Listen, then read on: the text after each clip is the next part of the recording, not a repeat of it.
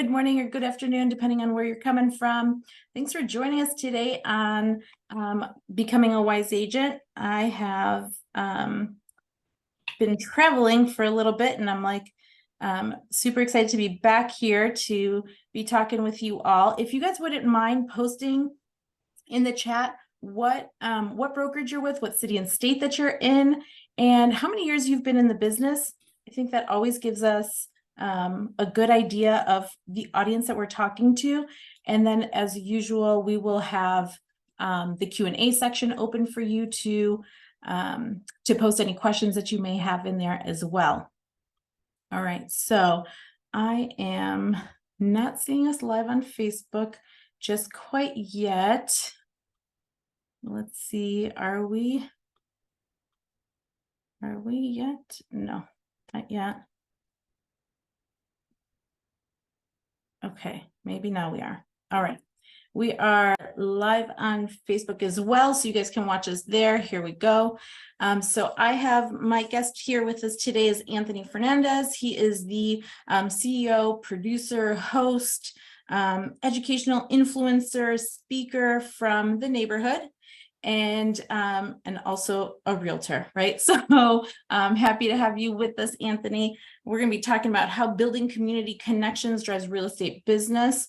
I know this is something that you have a huge passion for and have been doing this. So I'd love to, I know our audience would love to hear kind of what you're doing and how you started, and just tell us a little bit about yourself.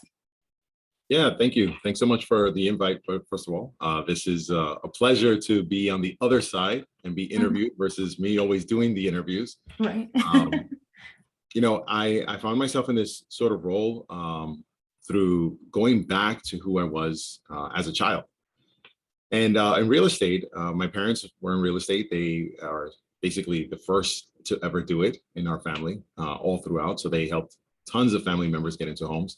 But it goes further beyond that, to the point where my dad, who had a grocery store, really taught me the fundamentals of connecting with the community. He ran this store in East New York, Brooklyn. It was a rough section of town. Just to kind of put it short, we don't longer have the store because of eminent domain. So the city wanted to restructure the entire area. Even though we owned the property, they wanted to set up residential housing and give it a whole new look. So they were just buying lots, empty lots. So if you can picture a town like that, pretty desolate, but yet still having a community. My father was a master at that. He was able to connect with people and get them engaged. And he was, it was interesting. Folks would come in and it was like little therapy sessions for one person. It's a comedy hour with another. And it was back in the 80s. So yeah. If anybody's got kids and they're watching Bluey, they probably saw the episode. When he says the 80s, anything goes, right. No seatbelts, you smoke indoors. So picture a grocery store like that, and he had credit lines for people. When they couldn't pay, he would have like little receipts that were just hanging all over the register with nicknames. They weren't even real names, just the nickname they had when they came into the store. Everybody had a character. Yeah. And either they chose it or he assigned it, but it was this place where you felt like family. And that's where I really learned the connection with people. And in real estate, I don't think it's any different. I think it goes even further. My mother practiced real estate since the early 90s. I've been in the space for 18 years now, unofficially 25, since I collected first rent and things like that. And then sitting back and looking at things that I really want to accomplish and the changes I really wanted to see, I said, let me develop something that's not just about me and the number of transactions. How do we create something where there's an actual community? Because that's what we're doing. We're building neighborhoods every day. Yeah, I love that. And when we met a while back through our mutual friend, J-Man. Yes, big shout out to J-Man. Yes, of course, absolutely. I love him. But when we talked a couple of weeks ago, and you told me, what you just shared right now with everyone about your dad's grocery store and the neighborhood and everything else, I was like, the 80s, I'm like, oh my gosh, like we had parallel childhoods. My dad owned a liquor store, a little bit different than the grocery store. Okay. most people in the neighborhood, and it was the Chicago neighborhood, the South Side, Bridgeport, knew, our store is like the candy store, which for some adults it was candy, but my dad That's right. literally had 100%. liquor was the candy for some, but we literally had a huge counter, probably 20-foot long counter that had just boxes and boxes of every candy you could possibly imagine. And so Wow. kids would come in, obviously adults would come in, but we had built this community there. And so when I met you originally, and we started, and I heard what you were doing, I was like, oh gosh, I'm like, there's something that's very familiar with your story. And so then when I found out a few weeks ago, our parallels, it was really cool. So, because it is something like in real estate industry, you do need to create a community. You create this sense of community because you want people, obviously to join that community, to build their family there, to buy their home and become involved in that community. And so I know you're doing a lot. You're doing your own podcast and you're doing shows and other things that you're doing. Maybe you can explain how you kind of bring it all like kind of full circle with what you're with real estate and everything else that you're doing. Well, sometimes it is insanity. So I'm going to have to credit that there has to be a little crazy in you in order to get this done. Yeah. It isn't something that you should force upon yourself unnaturally. You really have to have authenticity and wanting to figure out what is someone else's story. You can't fake it. That's just the bottom line. If you're really interested in your community, you're really interested in a neighborhood, you want to get somebody's backstory, you're going to go digging for it. And at times it's going to hurt because people are going to push back. Especially in New York, they're like, what's wrong with you? Why are you smiling at me? That's a situation. A lot of big cities are like that. And you have to kind of break through it. You have to find ways that you're going to then connect with the person. And you're not trying to be pushy salesperson-ish, like, even if you're practicing real estate or you're doing what I'm doing, there's still a sale involved whenever you're looking for someone to collaborate with you. So you have to still have the conversation on a heart-to-heart and be genuinely interested in yourself, right? Because you have to have faith in yourself to continue. You're going to get a lot of no's, but you also have to be very interested in the person and almost like exaggeratedly interested because it has to come across. If you're just like, hey, yeah, I'm interested in you, and you don't have that expression, that genuine interest, it's going to show.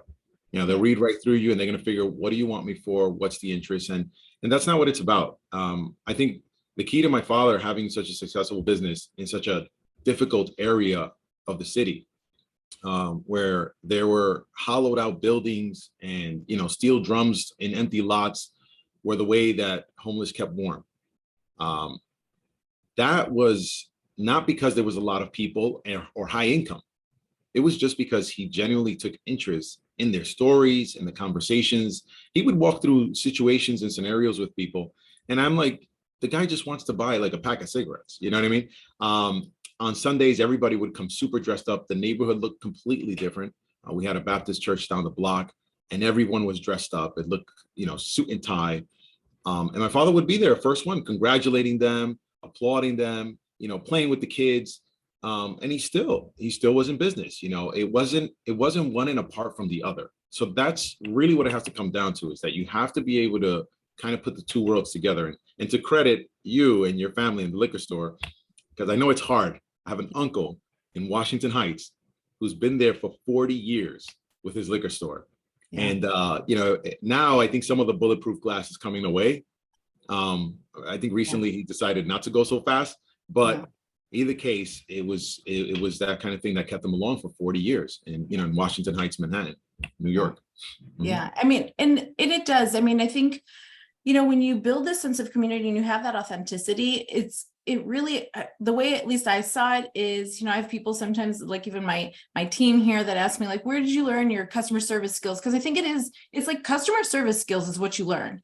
And it's kind of weird, like when you talk about real estate, you don't think about customer service skills, but as a realtor, you really do have to bring that into the 100%. Business, yes. Right? Because you can't just be like, I mean, I guess you can and still be successful in it, right? You don't have to, but I think if you want that repeat business, which, that's what everyone is going for, is that repeat business, that you bring in that genuine interest in your clients, where you are there to serve them and you are there to like learn more about them. And and take care of them and do right by them. And that's where, I don't know, I think that's where kind of some of those things, when you kind of blend all of that in there together, and that's, for me at least, where kind of the CRM comes into play, where a lot of times people are like, so what should I be doing in my CRM? And I'm like, gosh, you should keep all your notes in there, because you are Yes, serving a absolutely. huge part, like a huge number of people. You should be able to recall, but we can't. Just, there's too much going on in our lives. No, We can't always recall every little detail. But like, I remember that you were, from New York, but I couldn't remember which borough or which neighborhood exactly, right? Like I mentioned, Brooklyn. Brooklyn, right? So it's like, Yeah, we're loud. right.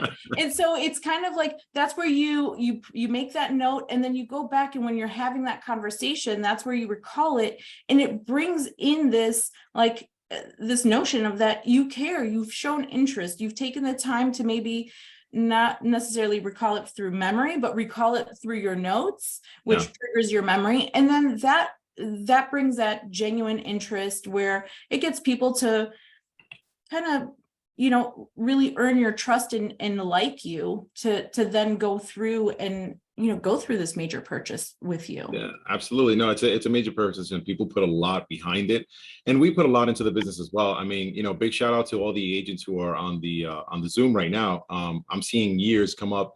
Todd Roberts is in there 4 years, where Marcia Fisk has been there 20 plus years. Sandra's in there for 10 years of the business. Yeah. Every year is a learning opportunity. Russell's only been there 6 months. Big shout out to them out in California. Yeah. Guys, Yeah. you can be in this for 20 years, or you can be in this for 6 months. The rules don't change. People are more interested in you caring for them than how much there's a cliche for it. I can't really call it right now, but you've got to really take this business with that kind of approach. CRM is super important. And I know that's what you guys have built, great system, but it's important because the mind fails, and it's good to get something behind you, that if you're going to scale your business, because you do have to tame this beast, right? This business is a beast. It's overwhelming. It becomes a lifestyle. You do have to get something that you can inventory who you're talking to, who you're dealing with, and what their situations are. So a CRM is super important. And when I say tame the beast, it's not only a CRM that's going to do it for you, right? Remember, CRM stands for customer relationship manager, right? Or management system. Management can only manage what gets put in. So reverse engineer this whole thing. You can't manage something that is not there. So if I give you a blank sheet of paper and I say, oh, you're the manager of this blank sheet of paper, the manager, for what the role is really developed to be like, will not do anything, right? Because there's nothing to manage.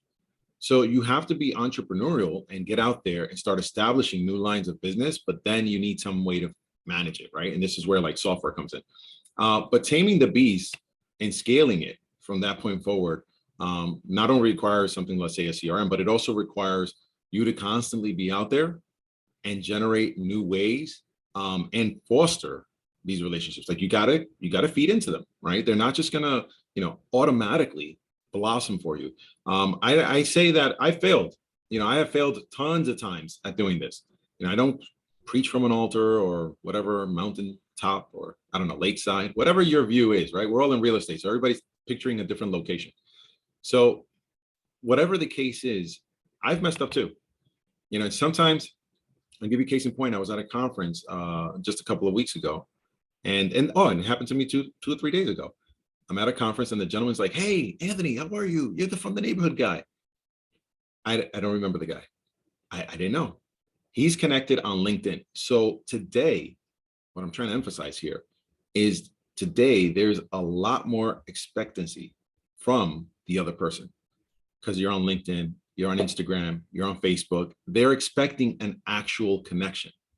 In this journey, I had the experience of being blocked out of Instagram and Facebook for almost 3 months, because I was changing and pivoting my messaging, and what I was doing was really a service and a homage to my industry, but trying to embrace all other people's decisions of becoming part of the community, whatever the community was, whatever the neighborhood. It didn't restrict itself to an area code or zip code. So a lot of new agents who are out there are like, how do I establish myself in the ground? How how do I establish myself in a different industry and in a different neighborhood, right? Right. So I got shut out, and I had to figure out a way to get back in there. And honestly, like, you'll go on my account right now. You say he doesn't have a lot of followers, but you know what? I've shook the hands of every follower who's on there. Like, I've probably met them in person. I don't think there's one person. I think on LinkedIn, maybe not, because, career changes and whatnot. Yeah. But everyone else, you've got to do the best effort to meet them in person and still be yourself. Don't Yeah. show something you're not somewhere and then they see you in person and they're like bummed out, right? So you still have to be who you are. Yeah. I think of that scene in A Devil Wears Prada where Anne Hathaway's character has to like memorize. I don't know if you've ever seen the movie. Yeah. But I saw that movie because of my okay. wife, but that's about Okay. it. I do love fashion movies. And so and anything fashion related, but she's like going through the book of like all the people and everyone, the who's who of who she needs to know, like their name and something about them. I Yeah. mean, what was the purpose of that? I remember watching that scene and I was like, that's such a great scene, because you want to like refresh yourself. If you know you're going to an event, like I travel a lot, right? So I was just in an event earlier this week, and it's like I go through like who the attendees are and I'm like, ooh, who do I know? Yep, I know this person. Or oh my gosh, I gotta, like, there's something here, I gotta recall it. And so I get that top of mind again, just so then I can be familiar and just say like, oh, I remember when we met on this day, because it is like that awkward feeling when somebody remembers you and you're like, oh my gosh, who are you? I can't think of like how I know you, right? Well, tell them that if you don't know them. Right. I mean, sometimes I like I said, that happened to me just the other day, and I told them, I said, listen, I'm so sorry, but Yeah. where are you coming to me from? Like, where did Yeah. you see me? How are we connected? Give me some backstory. And he Yeah. told me, he was like, oh, LinkedIn, we connected Yeah. from a different industry. And I said, oh, great. What are you up to? Yeah. And listen, honesty, like I said, goes right in hand with authenticity. You can't present something you're not. It is what it is. And you know what you know. And no one's Yeah. going to jail for it. At the end of the day, you're human. They should expect it from you, like that you're not going Oh, to be. definitely. Yeah. And there's So. time. Yeah.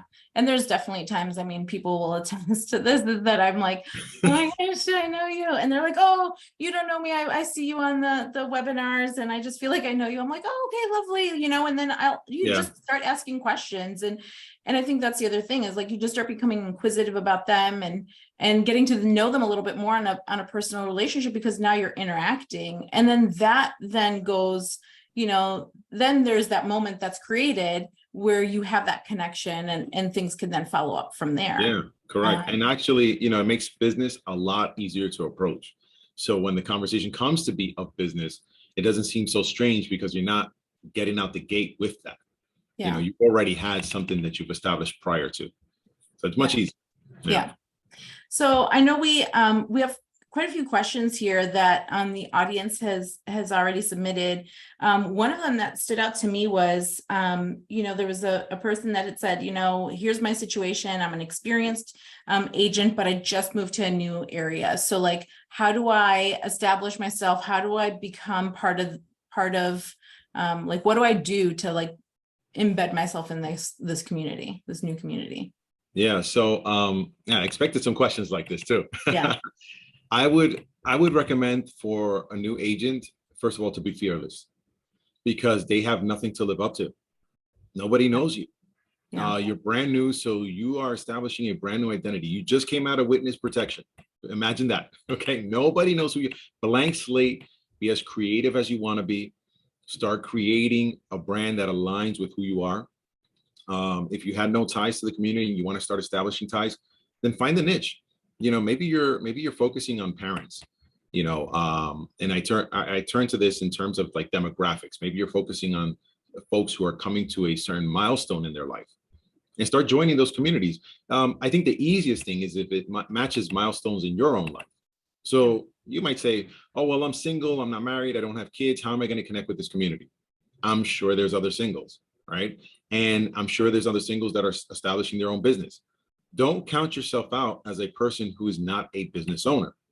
So by default, you should be in whatever business owner club there is. So these are just tips, like look at yourself from the outside in to then see, where do I fit? Because while we're on the inside, mentally, what happens is we have a block, right? We think we're not good enough, we're not qualified enough, we can't talk about this with enough authority. And that's so far from the truth. So what you have to do is essentially look at yourself from the outside in and say, you know what, I actually fit in these places. Like if you were to put yourself or solve this problem for a friend, that's the best way to put it. Yeah. You'll solve it like this, right? We give the best advice to our friends, but we can't take it ourselves. There it is. Yeah. And look at yourself from the outside in and say, you know what, where do I fit in this community? And it could be a hobby. You could like boating or maybe like baseball, like whatever it is, and you start finding yourself in this niche. But it's not unnatural because Yeah. it's already what you would be seeking, and that'll Right. be your source of business. You And don't chase the money. You first chase the interest, right? The interest of the people, the interest of yourself, right? What you want to do. And then the money is an after effect. It's always a result. right. You got to start there. I hope that Yeah. helps. I What think about you? no, I think that totally makes sense. I mean, I think that that is the key, is that you can't go in it, with being like, like not interested in it. Like, so for me to join, I don't know, some kind of sports league is not going to happen. Like and if it does, I'd probably go kicking and screaming, right? Because I'd be like, oh my gosh, I don't want to, I don't want to play football. I don't want to play, basketball. Like that's not my jam. That's not my thing. And and so that's never going to happen. I'm never really going to establish anything there, but there could be an interest and you're still not good at it. Like I still join the garden club.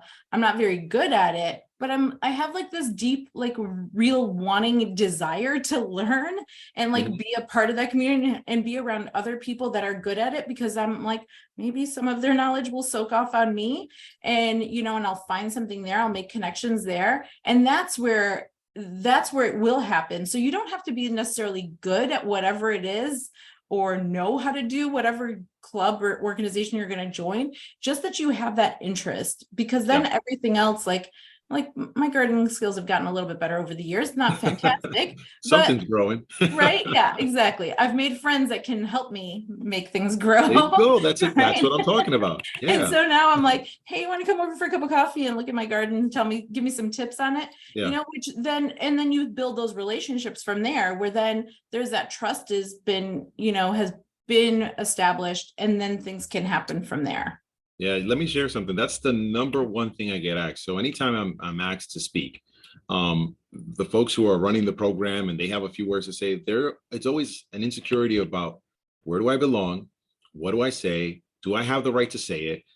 Can I deliver it right? And I coach folks on public speaking.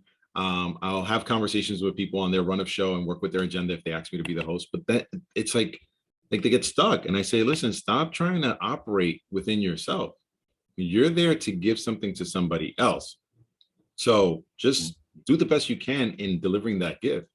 And sometimes it's a hard question, like, should I refinance or should I sell? And then sometimes it's another question, because you ultimately, what really matters is the motivator, right? The why they even approached you. So, I don't know what the person had at stake that made them move, but they moved. Okay, now their real motivator is, I want to be part of a community. Because even if they sold ice cream tomorrow, they still need to be part of the community, right? We don't live on the islands ourselves, one man to an island. So I think this question, by the way, is not only common but universal. Yeah, absolutely. What else we got? Yeah, I love that. Yeah, I think it is really important to have those conversations and be open and be understanding of what people are looking for, and like you said, kind of get out of your own way in order to establish some of those connections, and not overthink it, I think, too, sometimes.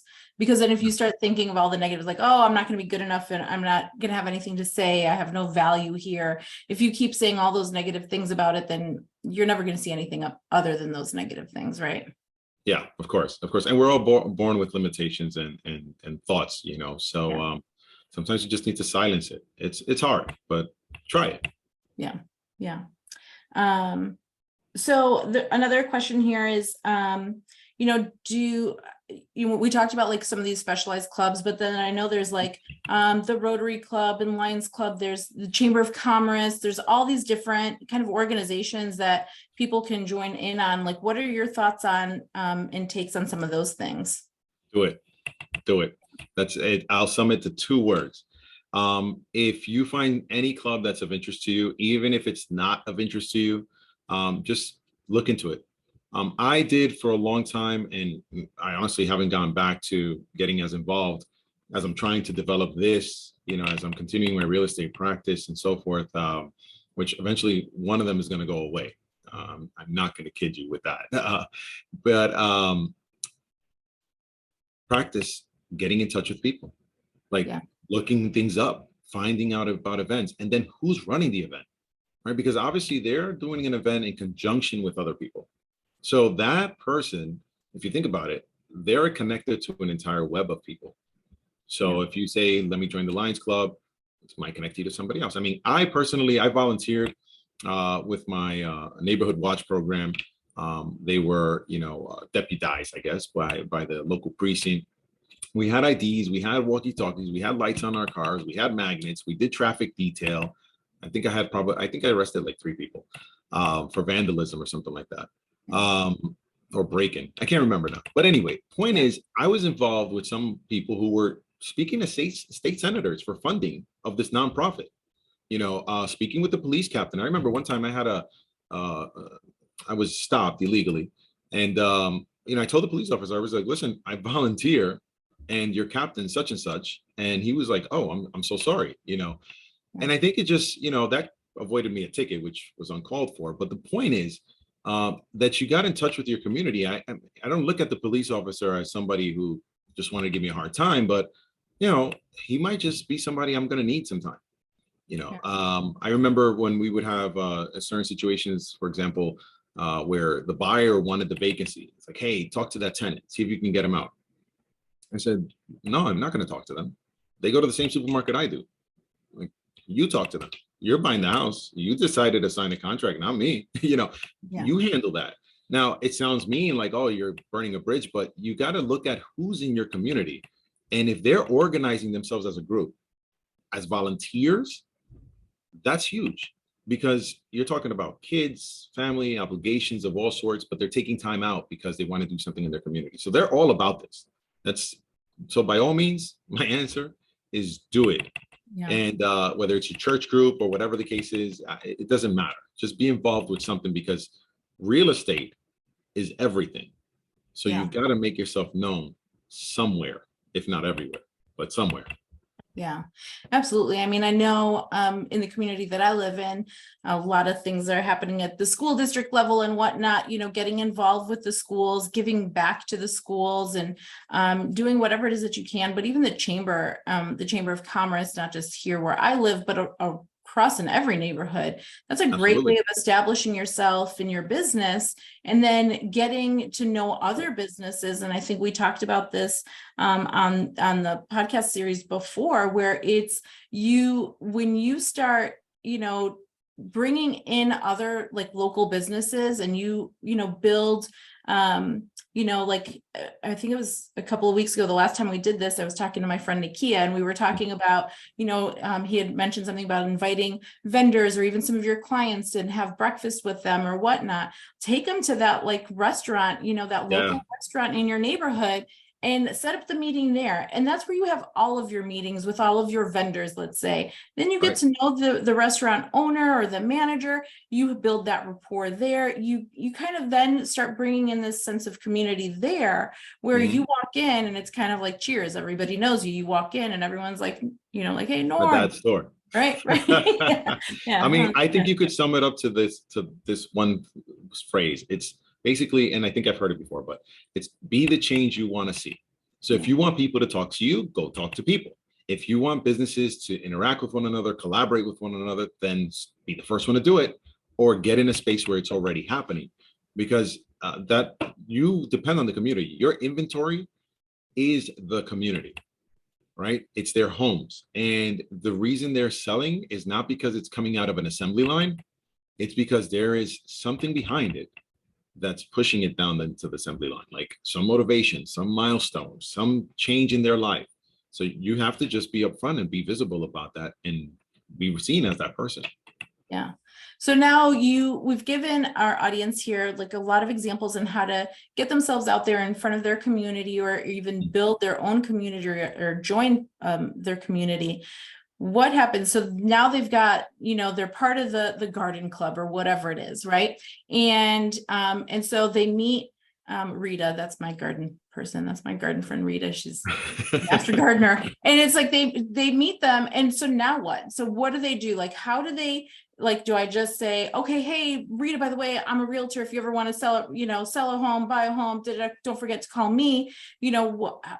They're not going to be doing it like that. I know that. It's kind of don't like, do that. No, right. don't do that. Don't do that. You're Yeah. see, so there's two types of people that exist out there. There's relational folks, and then there's transactional. So you don't look at real estate as in like, I'm just going to be the biggest, the baddest, and I'm going to sell everything. Yeah, you will.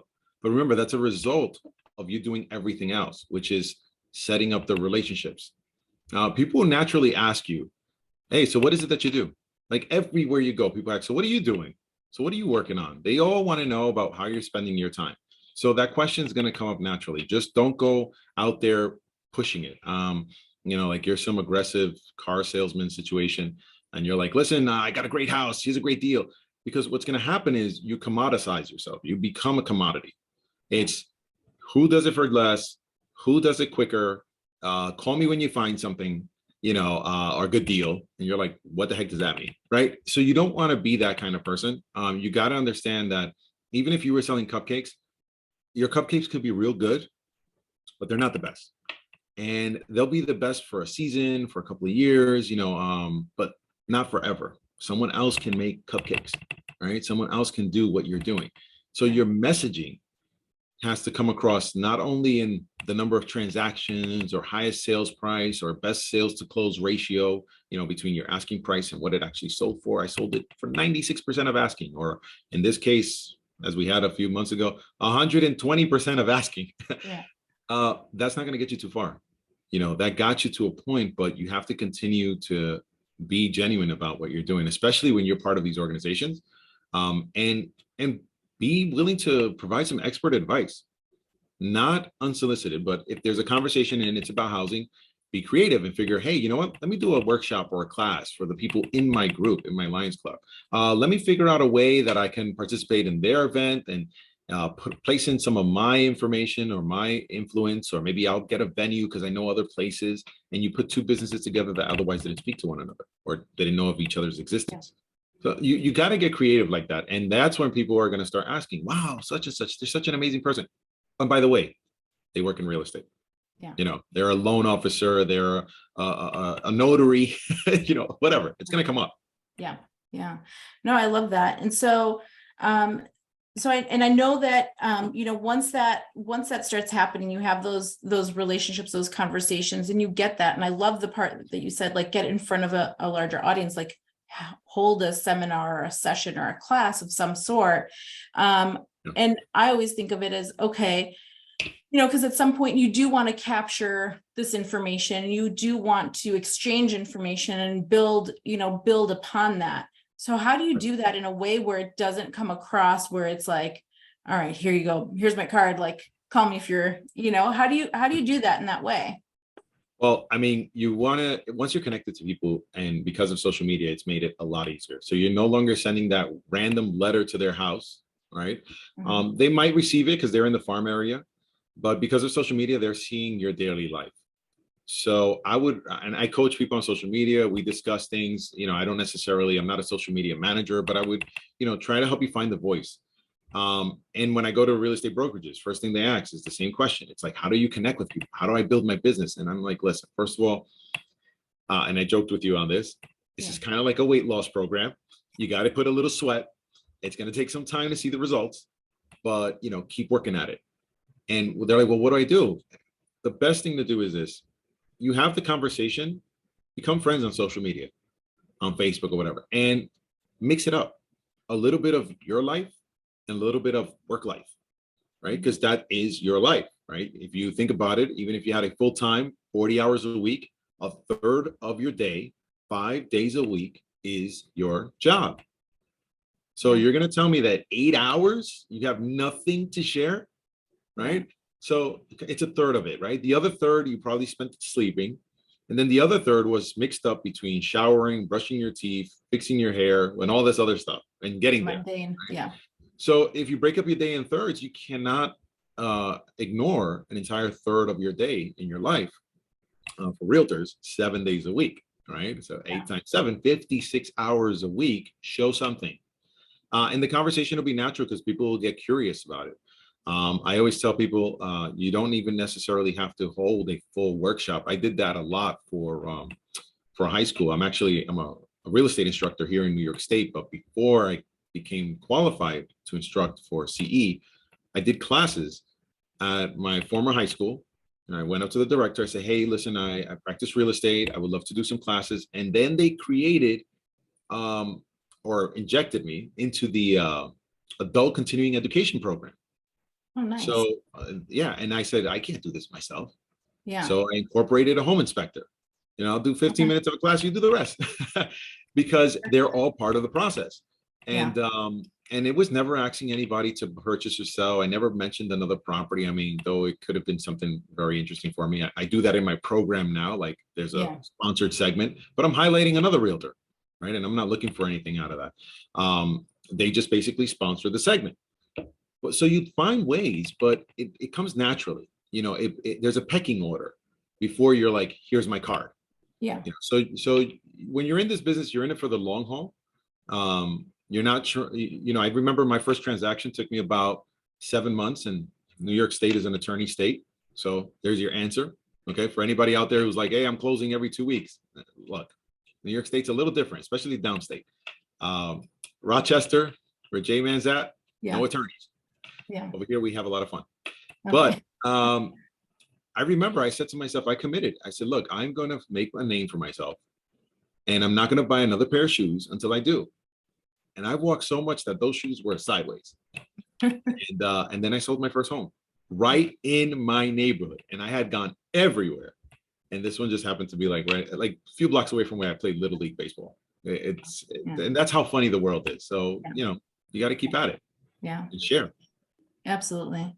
I think also, you mentioned connecting with people on social media. I think, especially if you're going to be doing things like joining an interest group, like if you're going to be part of a, I mentioned like my garden community that I belong to. I think a great way of doing something is communicating to them through those interests, like by sharing things that are about that interest, right? So, but I can't, and I get a lot of people that say this to me, they're like, well, but I can't write an article on basketball or garden. Like I can't write an article about gardening. I've got nothing, like I've got no real good tips other than what people that I would probably be sending that email to have already given it to me, right? But I'm going to tell you something funny on the tips, and I'm sorry to jump in, but you got a lot of realtors that are still sending recipes and they don't know how to cook. Cut it out, because there's nothing further from the truth. So, I get it. These guys, they sell you on these programs, these automatic mailing cards with recipes or other stuff. If it doesn't connect to you, don't put it out there, because you're going to confuse your brand messaging. When I've done classes, business classes, there's a public library program I'm involved with right now. And that's the first thing they're like, I need to trademark this. I need to trademark that. I was like, no, you need to establish this or that. And then you file for your trademark. Otherwise, the attorneys are going to reject it. Right. So what is your brand about? Right. Yeah. And if you're sending out cooking recipes and you don't cook, or, in your case, you do garden, right? It's gonna fall apart one day, and it's going to be ugly. So don't do it. Don't do it. But I would say if you have that interest and that's who your audience is, you can still grab, you could still subscribe. We have that 100%. RSS tool. Yeah. You could subscribe to a blog and say like, I don't know anything about, basketball or anything like that, but I know people that like basketball and that is something of interest to them. And so I could subscribe and say, and I don't even think it's basketball season yet. I'm not even sure, right? Like this is how clueless I am about sports, where I think it's football right now, but like I can send some, I could subscribe to ESPN blog or whatever blog and then say like, hey, came across this article. I thought it was interesting. And I instantly thought of you. And it doesn't, and just send it to the people that have shown interest. So don't send me any basketball articles, because I'm probably, I'll be like, delete. But if you send me an article about gardening, I'm like, ooh, this is interesting. I didn't see this one. I would read it for sure, and I'll see your branding on it. And then I'll probably even send it to my girlfriends that are also into gardening and say, like, social media makes everything so easy. Right? It makes like, it so easy. Exactly. It's like, look at this, look at what, I just read this article, somebody forwarded this to me, I wanted to forward Yeah. it on to you. And so then you kind of keep that going where you can start that conversation without really having to put too much into it, where you're not really writing anything other than maybe a sentence or two, and Yeah. then picking from the group of people that that your message is appropriate for. Because I think that's the biggest part. I know a lot of people are like, oh, I want to send text messages and emails and all this stuff. And it's like, yeah, how many people are in your database? Oh, I've got 3,000 people. I mean, I want to send them all in one day. Can't Okay, even service that many people at one time if right, you decided to sell at once. right. I tell folks it's not volume. It's not volume at all. It's No. depth. And it's hard to gain depth, right? As I mentioned before, people are very protective and so forth, but you definitely want to get there because this is a very in-depth transaction and relationship. Here in New York State, you sign an agency disclosure, which talks about, it's called confidentiality, duty to account, loyalty, all sorts of stuff. You're like signing your life to somebody. You're disclosing, like, look, I'm going to be your agent. That's a big undertaking because this is a big decision, right? You're not going to come across just because you have a cool card, or you may come across to some people because you do a lot of transactions, but then they're only going to see you for the transaction. So you want to try to get a little bit beyond that. And then this is how they're accepting of what you're doing. Case in point, From the Neighborhood is not a real estate company. From the Neighborhood is not a real estate brand. We are basically an education media company or an entertainment company, and we put our content across that's thought-provoking, and it continues to promote progress. One of the three things I always tell people, like, oh, what are you about? I'm like, community building, it's cultural embracing and conscious living. And they're like, wow, oh, but you do real estate. I'm like, yes, I do, but this is two different realms, and they accept it. It's hard for you to go back to your seller and your seller have confidence in you when you're like over here emceeing a radio program and doing the podcast, but this is who you are. So you want to share it. You want to be authentic. And I think in terms of action steps, if you got one of those guys who are like A-type personalities right now, and they're like, well, what do I do? If you don't have accounts, start establishing some accounts on social, create a presence. If you haven't thought about who you really are, then I recommend you go onto a website like 16personalities.com and take a personality test and see what are things that really trigger. I mean, you might help out your marriage. I don't know. But you might be like, Dad, Mom, I haven't talked to you in a while. Here's how I feel. Yeah. But the point is, you really want to get a chance to understand who you are because you are your brand. Okay, it's a 1099 for now, and hopefully an LLC with a few employees later. But you got to start understanding who you are because that eventually becomes all of what you are and all that you have to offer. Yeah, absolutely.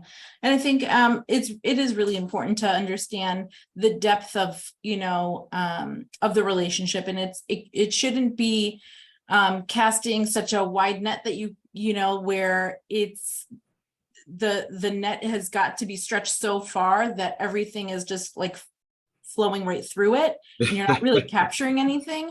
People really are also not that bright. You want to three things and that's it. If you give them too much, you overload, and then you're just jack of all trades, or what do they call master of none? Something like that. Yeah. Because your message should be really for that person. If it falls short, they're going to do like what I would do if someone sent me something about basketball camp. I would just be like, delete, like unsubscribe, like you don't know me.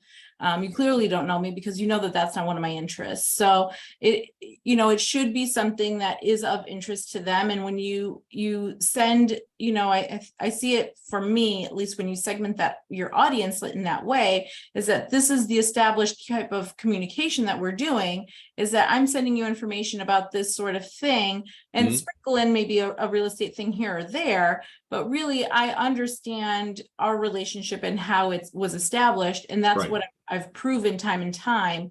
But, and it could be several different types of things, right? Like I know, at least even for myself, like I don't have just one interest. I'm not only just interested in gardening, right? I have other interests. So most people have multiple things going on in their lives. where, like you had mentioned, like what's their, like, are they married? Are they single? Do they have kids? Are their kids young? Are they, are Right. they empty nested? Are they close? Like me, I'm close to empty nesting, right? I'm like, one already out. So Woohoo. I don't know if I'm like woohoo about it or kind of like boohoo about it, but Oh, it's I got 3 at definitely, home, so my guys are yeah. not leaving for a long time. Right. Yeah. And I guess it depends on that stage, right? Where, There you like, go. okay, you've got the younger kids at home. It's like do a parents' night out, so then they can get away from the little, from the little guys at home, so they can, like, There you most, go. I Got remember ideas those. I already. remember that stage. But Nice. now it's like our Friday nights, my husband, our kids are all, or one is in college and the other two are like, they're going to the football game at the high school. Yeah. And my husband and I have the house to ourselves. We're like, oh, finally, it's a nice quiet house. We can enjoy a nice night in. So it really, you just want to make sure that you're talking to the right audience in the right way, in that right tone. So then, the message doesn't fall flat. Like if somebody sent me something about, having diapers and babies, I would be like, oh my goodness. No. Not this No. again. The nightmare. I mean, I could tell people, for those who like want to take another action, just if you have kids at home or nieces or nephews, or you're around the kid, study kids. And I say this because kids don't know limits.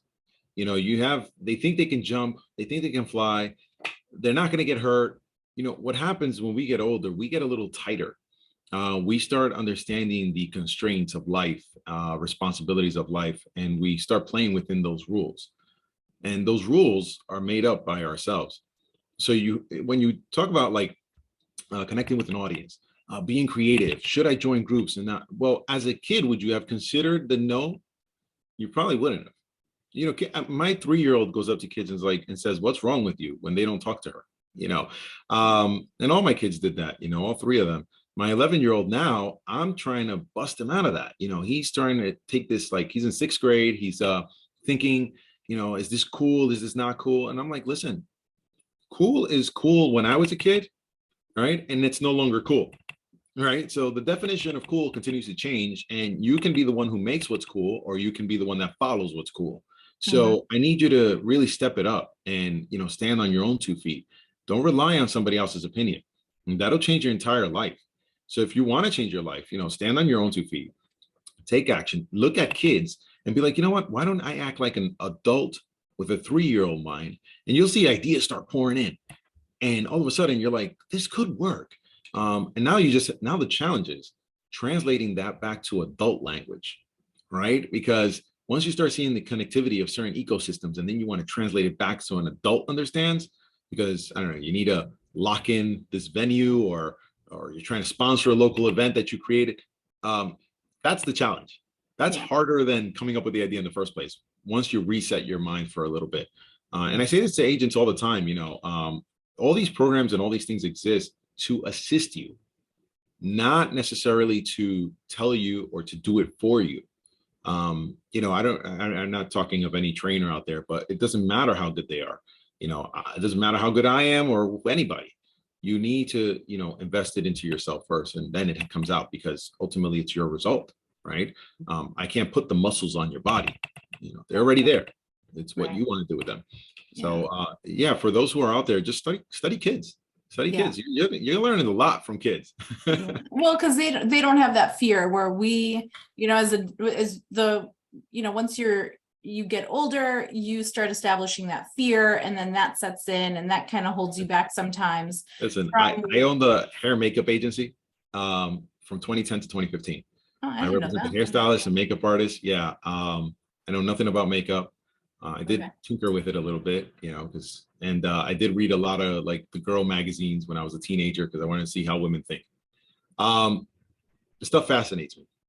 Point is, I owned it together with my wife, and I went up to one of the most famous, and I'm not going to mention his name, one of the most famous performers. We were in a group, and I went up to him, and I just wanted to gain, an opportunity to speak to him and present my business. And I got turned down. But I was like, you know what? I got turned down by the best. I got turned down by the best. And guess what? If I would have not done it this night, the regret of me not walking those 15 whatever 20 feet to this person and saying, hey, I want to present myself, I own this agency, it would have destroyed me for the rest of my life. So yeah, you know what, I got this, but or whatever, I got told no, but we did it. And I thought, what did I think of? Where did my courage come from? I didn't have kids yet, but I said to myself, if I was a kid, would I do it? I was like, yeah. So why not? Yeah. That's it. I'm still here, so try it. Give yourself a try. Yeah. Well, I mean, and I think that's a big fear for a lot of people to overcome is hearing the word no, where I think people equate that to being, like, I don't know, someone's going to throw eggs at you and tomatoes at you and, whatever those scenes are from the cartoons from back in the day, right? Where it's like people say no to you and, but a lot of times people will just still be respectful and be kind. I'll say a lot of times, maybe not 100%. There are some really cruel people out there in this world, but I would say that there's, for the majority, someone's just going to say no or no, thank you. And that's okay. And maybe it's just a no, not right now for this particular person, or, maybe it's no, never for that person. And that's okay. And you just know your lane and say like, okay, well, this person's a like definite no, never, fine, cool. They're that's what like, it is. Yeah. Like, okay, -1, sure, no problem. And then you just go on to the next person. Don't let that kind of defeat you and deflate you, and just, you got to keep going. And I don't know. I think it's just people need to understand sometimes it's just a moment in your life where, and I was going to do the math and I didn't. I'm like, how many seconds in a year? Maybe someone can do that on their calculator really quickly for me, where it's like, and then times that by how many years you've been alive. And I've seen that. Yeah. And how long does it take for somebody to say no to you? Okay, well, what's that percentage of your life that you just were, you lost in that one time? Not significant. Not significant. I think you also can't deny destiny. If something is destined for you, I forgot about doing any of this sort of stuff, from the neighborhood. I mean, since then I've launched a store, I started to show and all this stuff. I ignored that until my brother started like resurrecting some VHS tapes and digitizing them. And I was like, oh my God, I've been this person my entire life. I'm holding this back. Then the feeling of regret when you're holding back a gift to the entire world is very hard to get over. So you really want to put yourself out there. If you don't, I mean, trust me, you're going to feel it later on. So especially in this business where you could have helped so many people, and then you have a market change. I went through that, and I seen the market go in a whole nother direction. I experienced it vicariously when my mother was in the business. Well, she still is actually, but not as active. But I did witness it, and then again myself, and my practice, by the way, is foreclosures. So primarily foreclosures. I still see it till today. So you really want to put yourself out there. If you can save somebody, you can do it. I really love dropping tips for folks. I hope people start taking actions, because not only are we the largest trade association, and they are, but in addition to that, we have people everywhere, to the point where you might get pulled over and they're asking for your real estate license instead of your driver's license. And we have a lot who don't perform. And these are the things that are holding them back from delivering who they really are. That if they would have put it forward, first of all, we would have a lot more people in homes, and we'd have a lot more, housing stock that's going to be advocated for. Yeah. No, I love that. And I know a lot of the questions that came in were, how do I get more leads? How do I get more leads? I can't even count the number of times that I saw that question. And I was like, okay, they're going to be really shocked when we say, well, let's tell them. Well, okay, so I mean, I felt like we've been doing that for 54 minutes. I'm like, the leads are like, go out there, meet people. Not like, it's not going to be like where you're like, just exchanging contact information and it's very transactional. No, let me share some stuff. Let's not gate them, or whatever you call it, whatever the term is nowadays. By the way, shout out to Larry. I know, I saw that. Like, thank you, Larry. Thank you, Larry. 31,536,000 seconds in a year. Thank you so much. By the way, getting leads. First of all, stop calling it that. Okay, I always tell people, and when they were on my team, I have a very specific way of training my team, and in any office I've ever worked at. I've always told them, you call them contacts. Okay, because you're just making contact with somebody. They're not a lead just yet. A lead is when you already start engaging in the business conversation, right? You engaged in a qualifying conversation, then they're a lead. But you don't call them a lead because you're just like, I want leads. It's just making contact with people. That's all you're doing. You're just, establishing some rapport, getting to a certain point. So if you really want to start changing what you do for a living or changing the way your business is going, is change the language. Okay, everything exists in language. Zoom, everybody calls it these webinars. Yeah. Before, a Zoom was like Sonic the Hedgehog, or the way you describe something that passed you very, very quickly. It zoomed by, but nobody associated it to a webinar. So everything exists in language. If you want your business to change the language that you're holding your business within. Change the way you are presenting your services. If you're talking to people like, yeah, I just got a listing, and they're not a real estate agent, they don't understand what you got. And it seems really cold and dry that you're talking speaking of your client as just a listing, as if all they're good for is the property that you signed on. So you got to be very careful how you do that, because it will, it will come out. You have to practice internally very much who you're going to be, so that publicly it matches. If not, it's going to be a disaster. So how do you get contacts? All right, let's jump to that. So first of all, you want to start just as if you were starting any other business. Friends and family first. Okay, so if you had a business concept and you wanted people to invest in it, you're not going to go for a Series A round or any of that sort of thing on the first day you started, right? You're not showing up on Shark Tank. But what you would do is you would talk to your family and friends, and you would create yourself a little focus group and let them into your world. How hard was it to get your license? What you had to study? Even before you get your license, you could even do this. You could say, hey, listen, can I get your support? Because I'm going to be doing this. Can I tap on your shoulder for this? And a lot of times we do the mistake of also looking at other realtors and saying, well, when I get in there, I'm going to blow this person out the water and I'm going to be the top producing agent. Mm-hmm. No, you want to start developing relationships, because this is a way for referrals. You're like, oh, but we're in the same office. Yeah, but do you both run the same schedule every single day? Do you have the same clock? Do you have the same personality? So people have a lot of questions of like, well, how do I differentiate myself? That's a way to get leads, differentiating yourself. So start changing the language. That's number one. Now, for my folks who are out there who are like, well, I need to know what I can do tomorrow. Here's another thing you do. You want to start quantifying and inventory your stuff. So a good CRM is going to help you with this.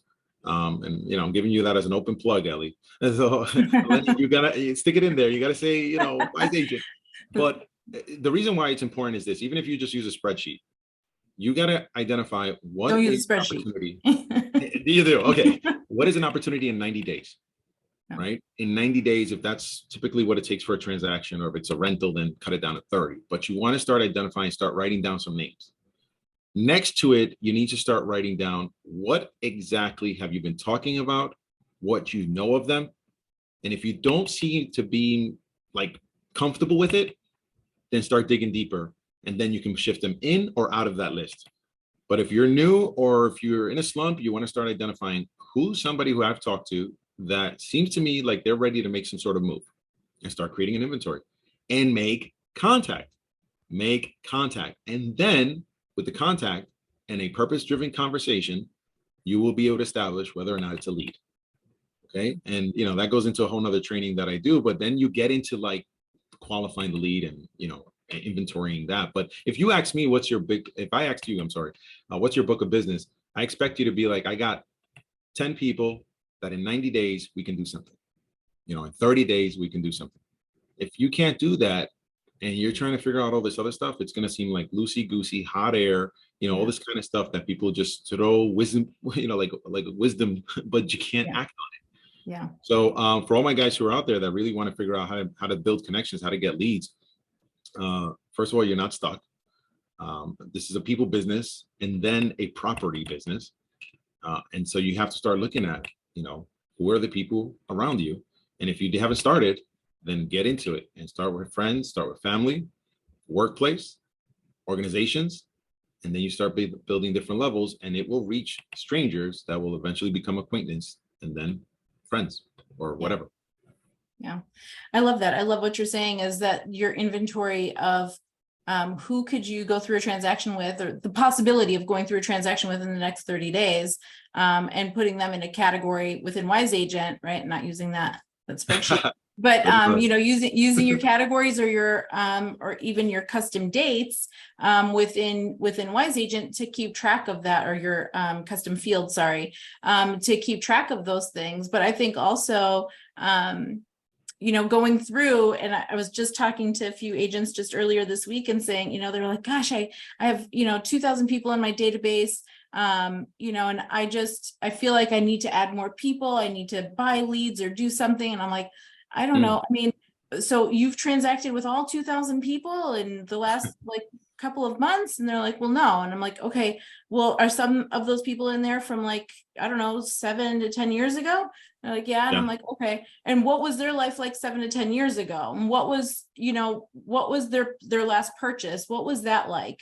Do they probably have equity in here? And maybe now they have, maybe now they have a young family, or maybe now they're empty nesters, or maybe now they're, have their parents moving in with them, they're multi-generational family. You have to look at that and say, now, those are the people that you have to restart that conversation with. And so that's, I totally am agreement with you on that, is looking at your own personal inventory that you have. You don't have to go out and acquire these contacts through some kind of purchase, but through the relationships that you're building. And for those folks who are out there, whether Facebook or Zoom, I mean, is there a way I can share my screen? I'd love to give them something that they could take away with them. Yeah, we have another minute. I can do that? Yeah. Oh, cool. All right, I'm going to definitely do it. All right, so I'm just going to share just the cover of what it is on the screen, if you guys can see it. It's called All of Your Business. So you know how we say none of your business? So this is all of your business, right? And I would love to give away to folks. I think Sarah has a link. She'll throw it up on there real quick, just kind of like a survey of how you found this information to be useful. Because I don't just do this to speak to the wall or my computer screen or whatever. I generally do this because, first of all, to help the industry. Okay. And I generally do it because I feel that if we all get a chance to bask in this knowledge and work together, we're just going to improve the industry and improve whatever is the image that they have of us. So this here is some tips and idea prompts to make your business part of the community. That's why I'm sharing it. I'll send it to you. It's a really quick thing. It's more like a checklist, and idea prompts are things that'll get your mind kind of going on okay, let me try that. Because I could sit here and say, hey, you know what?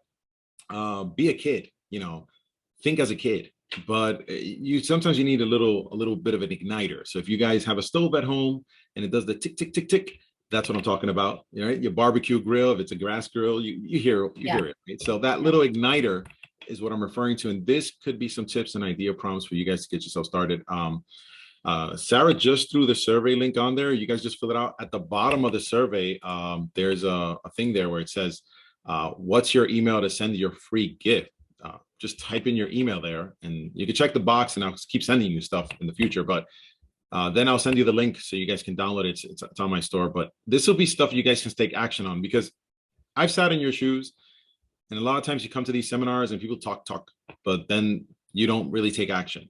Now at least you have something that's going to remind you to take action. It's not a guarantee, but you'll look at it every time and be like, damn it, that guy told me that, and I haven't done anything. So yeah, there you go. There you go. There you go. I love it. Well, thank you for that giveaway as well. And thank you everyone that joined us today, either live or on the recording. We appreciate you. Next week on the 20th at 10 a.m. Arizona time, I'm going to be back on the webinar series with Camilla Tamu, who's our Director of Product Development. She and I are going to be talking about setting up your CRM for success.